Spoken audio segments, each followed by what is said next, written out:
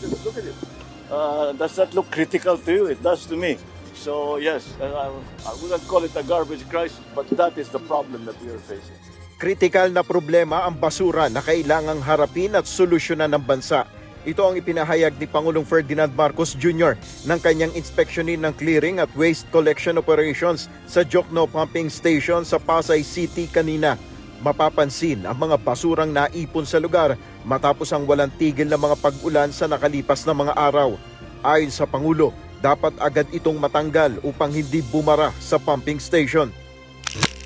Pagtitiyak ni Pangulong Marcos, may mga estratehiya ng gagawin ng pamahalaan upang mabawasan ang mga pagbaha, bukod pa sa ipinatutupad ng Oplan kontra baha.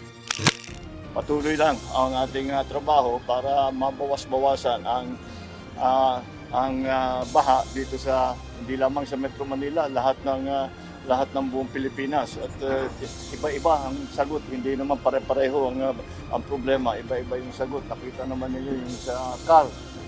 Yun talaga, yung terrain doon, mahirap talaga ang terrain doon para magawa ng solusyon ang flood control. But we will continue to study. We have already some very good studies that we are basing our initiatives on and our strategies on.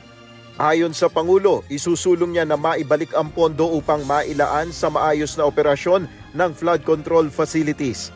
Isa pa sa nakikitang solusyon ni Pangulong Marcos ay ang pagtatayo ng mga waste-to-energy plant upang mapakinabangan ang basura at hindi tumambak sa mga landfill. Posibleng sa susunod na taon ay masimulan na ang paglalatag ng sistema upang maisakatuparan na ang proyekto. Now what we are trying to do is to put the system together, how it will be, what is the relationship with the LGUs to the waste-to-energy plant, where the locations are, what group is actually going to come in. We already have identified. It's a new system that we really have to start putting in place. Maybe we will begin to see it in a year and a half. We'll push it as quickly as we can. Binisita rin ni Pangulong Marcos ang malawakang paglilinis sa Baclaran River kung saan tone-toneladang basura ang tumambad sa nakalipas na araw.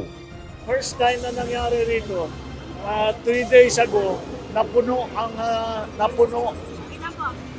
itong Parañaque. Dito sa Parañaque nangyari ito eh.